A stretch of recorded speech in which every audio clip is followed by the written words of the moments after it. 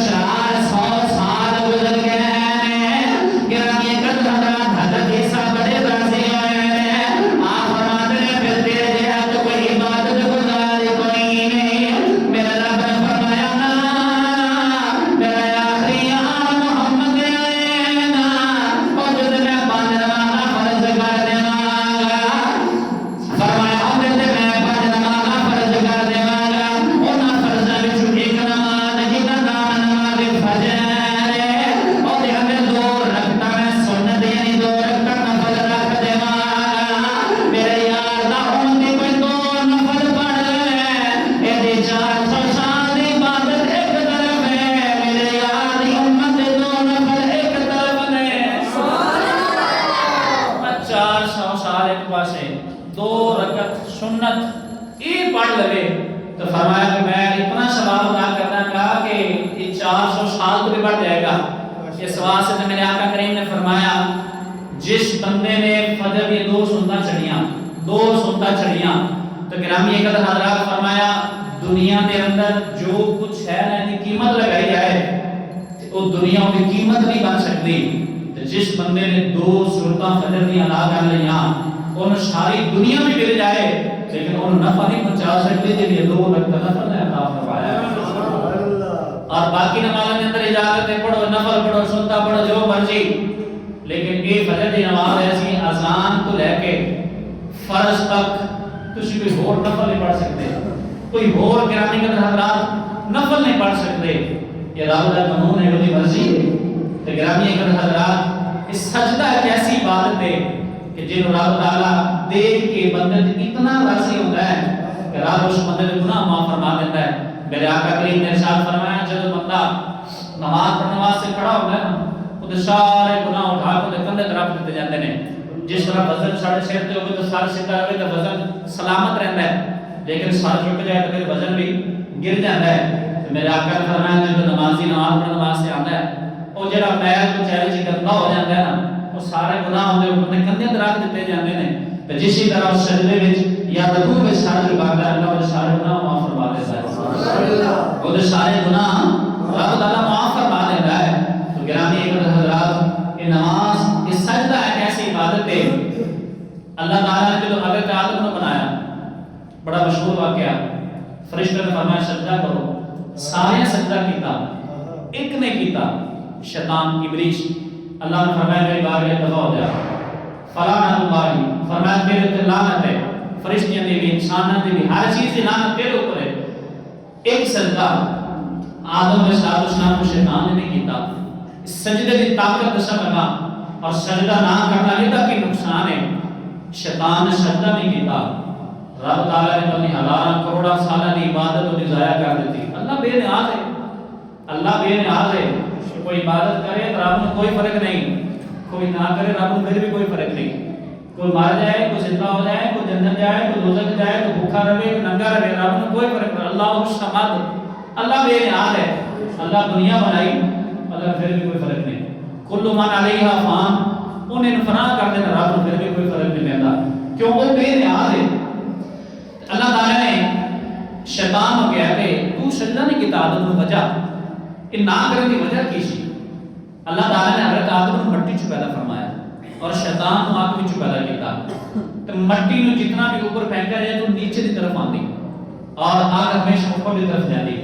تو شیطان کہنے لگا کہ آدم نو بدبودار مٹی چ پیدا کیتا گیا ہے تو لہذا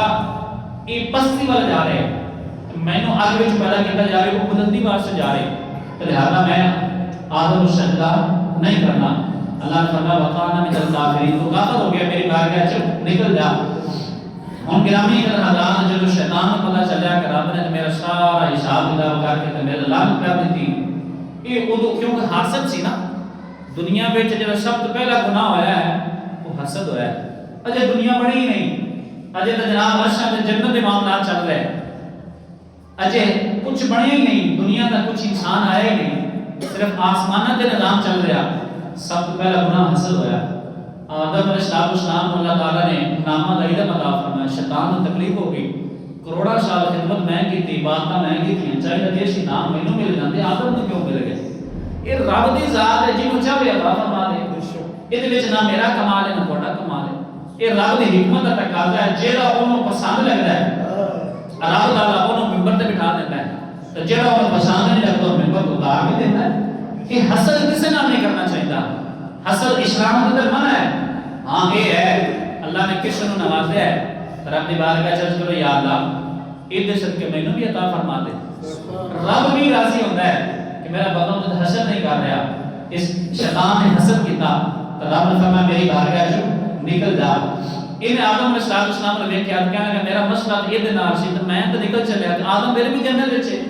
اینو بڑی تکلیف ہوئی تے جدوں اوتھوں نکلیا نا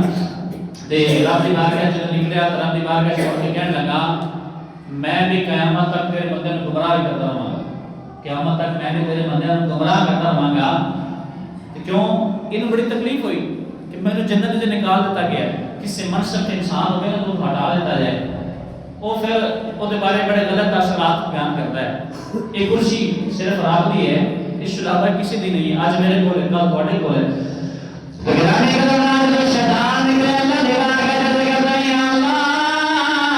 قیامت تک میں تیرے بندے کو گمراہ کرتا رہاں گا غم میں خالفان سدا کہنے لگا کدے دائیں کدے بائیں کدے کے جا کے کدے پیچھے جا کے گمراہ کرتا رہاں گا میرے اللہ نے فرمایا نہیں میں اپنی عزت جلال کی قسم ہے جب تک میرا بندہ معافی مانگتا رہے گا میں معاف کرتا رہوں گا اللہ نے فرمایا جب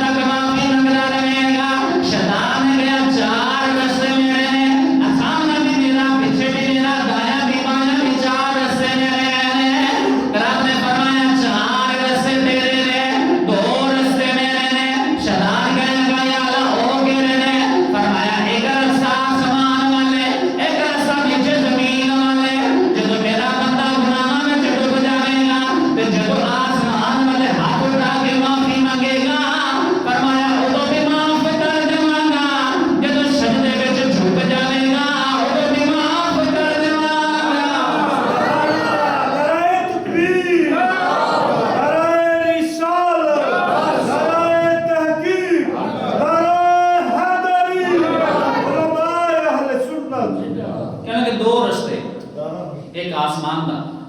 یہ دعا دا قبلہ کہڑا ہے؟ اسی نماز پڑھنے ساڈا قبلہ خانہ کعبہ ہے، تو دعا دا قبلہ کہڑا ہے پتہ؟ کیوں اسی جدو نماز پڑھنے تو ساڈا چہرہ خانہ کعبہ والا ہے، ساڈا قبلہ ہے، سمت ہے، لیکن دعا دا قبلہ آسمان ہے. دعا دا قبلہ میرا سینہ ہے، جو نماز پڑھیں گے تو خانہ کعبہ ہوئے گا نا، تو جب دعا مانگیں گے تو ہاتھ میں تلیاں کدھر ہونی ہیں؟ آسمان والے. تو دعا دا قبلہ تعالیٰ آسمان ہے. فرمایا جدو دعا مانگے گا آسمان والا ایک نگاہ جھکا کے شرمندہ ہو جائے گا. اس سے باقی چاہتا ہے مکھی دے پر دے برابر بھی اگر شرمندگی دے نال کسی انسان دے آنکھ وچ آنسو آ جائے رب دے خوف تو رب فرماندا میں انہوں معاف فرما دینا. اور والی من خاف مقام ربی جنتان، فرمایا جڑا میرے کو ڈردا ہے میں ایک جنت نہیں دو جنتاں عطا فرمانا، دو جنتاں عطا فرمانا. یہ جو انسان رب دی بارگاہ چ ڈردا ہے نا، وہ انسان اللہ تعالیٰ فرشتوں نے اکٹھا کرتا ہے. چلو بھائی میں کیا سی میں اپنا بندہ بنا لگا، تسی کیا سی نہ بناؤ. لیکن اے دیکھو انہیں میں نے دیکھا بھی نہیں. اسی اللہ دیکھے نہیں دیکھا، اسی حضور نے دیکھا نہیں دیکھا، اسی جبریل دیکھے نہیں دیکھا. الذین یؤمنون بالغیب، ساڈا تو ایمان ہی غیب تے نہ سے خدا دیکھا نہ مصطفیٰ دیکھا، لیکن ایمان ساڈا ہے، ساڈا رب ہے، ساڈا محبوب ہے. بظاہر انسان کوئی چیز دعویٰ کرے جب تک دیکھنا مندا نہیں، لیکن ایک ایمان ایسا ہے الذین یؤمنون بالغیب. فرمایا وہ لوگ جڑے غیب تے ایمان لے کے آئے. تو گرامی حضرات رب فرماتا ہے کرو تسی تے گیا سی کہ بندہ یہ کرے گا، انہیں مینوں ویکھیا بھی نہیں لیکن گناہ کر کے پھر بھی میرے کو معافی مانگ رہا ہے، تو میں معاف نہ کراں تے کون معاف کرے گا؟ اگر یہ چل کے میرے کو آیا ہے انہوں میں نہ معاف کراں تے کون معاف کرے گا؟ تو گرامی حضرات رب تعالیٰ اس طرح پیار کرتا ہے. تو جڑے لوگ سجدے کرتے ہیں رب کو بڑے پسند ہیں. حضرت ثابت بنانی رحمت اللہ علیہ آپ تابعین وچ نے حافظ الحدیث سی. ایک ہوندا ہے حافظ القرآن، قرآن دا حافظ، ایک ہوندا ہے حافظ الحدیث. دنیا لکھاں حدیثاں نے جو انہوں نے زبانی یاد سن. تے نماز نال اتنا پیار جس مسجد سے گزرنا تو کھڑے ہو کے سجدہ کرنا پھر آگے چلا جانا. میرے آقا کریم نے فرمایا جب سجدہ کرتے ہو تو جگہ تبدیل کر کے سجدہ کریا کرو. اے زمین دا ٹکڑے ایک دوسرے میں پوچھتے ہیں ہاں بھئی آج تیرے تے کسی اللہ نے ایک بندے سجدہ کیتا ہے؟ دوسرا بول کے کہتا ہاں مثلا حبیب نے میرے لوگوں نے سجدہ کیتا ہے. دوسرا بول کے کہتا یار میرے تے اللہ دا بندہ کوئی آیا ہے کہ میرے تے سجدہ ہی نہیں کیتا. تو گرامی کے حضرات میں جا کر فرمایا جب سجدے کرتے ہو پھر جگہ تبدیل کر کے یہی زمین کل قیامت والے دن تہاڈی بار اللہ دی بارگاہ گواہی دے گی یا اللہ معاف فرما دے میرے تے سجدہ کرتا رہے. اس وجہ تو مینوں عزت ملی. تو گرامی کے حضرات ثابت بنانی آپ نماز کا اتنا شوق کہ جتنے بھی جانا نماز پڑھنے تے ہر جگہ تے نماز تے جنہاں دے دل دے اندر عشق آ جائے پھر وہ گرامی کے حضرات کسی اور جو بھی نہیں رہتے نا مقصد منظر ایک ہی ہوتی. آپ حافظ الحدیث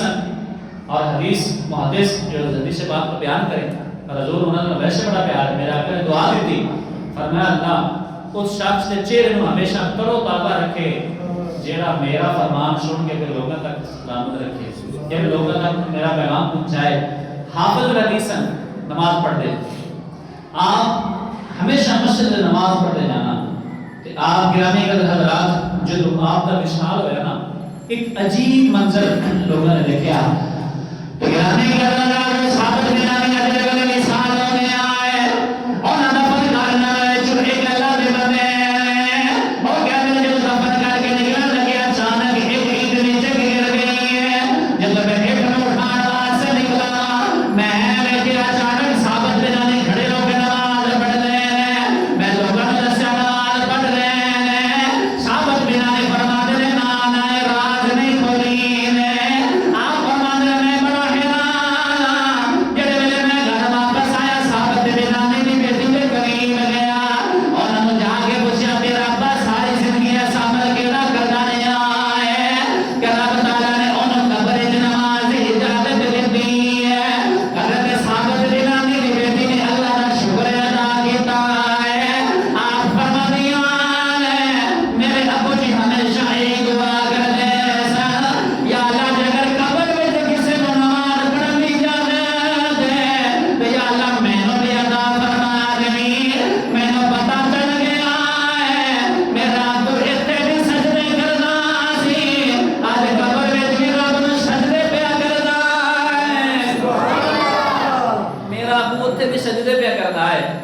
لیکن اس سجدے میں فرق جے اے سجدہ کرے تو ثواب ملتا ہے، قبر سجدہ عبادت کری تو ثواب